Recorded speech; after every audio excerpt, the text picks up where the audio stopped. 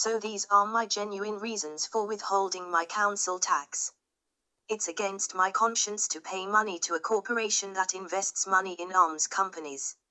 It's one thing a corporation investing money in arms companies, but for that corporation to demand that you hand over money to them every month is another thing, and remember this demand is not a fee or charge for service.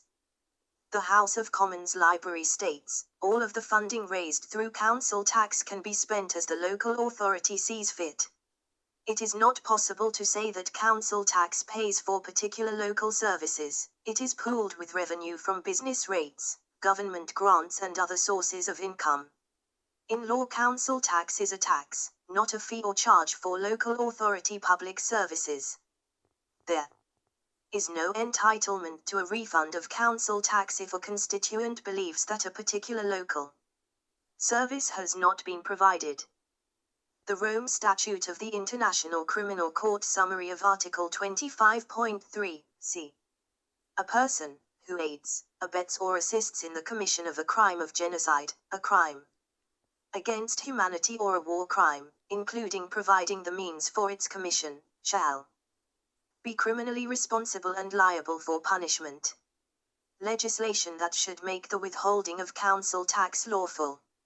Section 15 and 17 of the 2000 Terrorism Act and Section 51 and 52 International Criminal Court Act 2001 gives us all a lawful reason to withhold our council tax. The legislation gives us a lawful reason to withhold, but the courts and council will ignore this. Under Section 13A of the Local Government Finance Act 1992, a billing authority has power to reduce amount of tax payable. 1. Where a person is liable to pay council tax in respect of any chargeable dwelling and any day, the billing authority for the area in which the dwelling is situated may reduce the amount which he is liable to pay as respects the dwelling and the day to such extent as it thinks fit. 2. The power under subsection 1 above includes power to reduce an amount to nil. 3.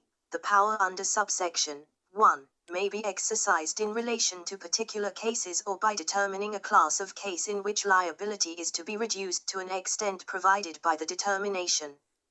Sections 15 and 17 of the Terrorism Act 2000. Under the Terrorism Act 2015 fundraising. 1. A person commits an offense if he, a. invites another to provide money or other property, and b. intends that it should be used, or has reasonable cause to suspect that it may be used, for the purposes of terrorism. 2. A person commits an offense if he, a. receives money or other property, and b. intends that it should be used, or has reasonable cause to suspect that it may be used, for the purposes of terrorism. 3. A person commits an offense if he, a. provides money or other property, and b. knows or has reasonable cause to suspect that it will or may be used for the purposes of terrorism. 4. In this section, a reference to the provision of money or other property is a reference to its being given, lent or otherwise made available, whether or not for consideration. 17. Funding arrangements. A person commits an offense if, a. he enters into or becomes concerned in an arrangement as a result of which money or other property is made available or is to be made available to another, and b. he knows or has reasonable cause to suspect that it will or may be used for the purposes of terrorism. Section 51 and 52 International Criminal Court Act 2001. 51. Genocide, crimes against humanity and war crimes. 1. It is an offence against the law of England and Wales for a person to commit genocide, a crime against humanity or a war crime. 2. This section applies to acts committed, a. in England or Wales, or b. outside the United Kingdom by a United Kingdom national, a United Kingdom resident or a person subject to UK service jurisdiction. 52. Conduct ancillary to genocide, etc. committed outside jurisdiction. 1. It is an offence against the law of England and Wales for a person to engage in conduct ancillary to an act to which this section applies. 2. This section applies to an act that if committed in England or Wales would constitute a. an offence under Section 51, genocide, crime against humanity or war crime, or b. an offence under this section, but which being committed, or intended to be committed, outside England and Wales, does not constitute such an offence.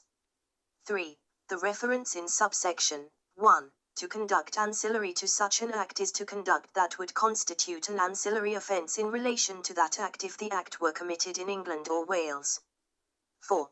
This section applies where the conduct in question consists of or includes an act committed, a. in England or Wales, or b. outside the United Kingdom.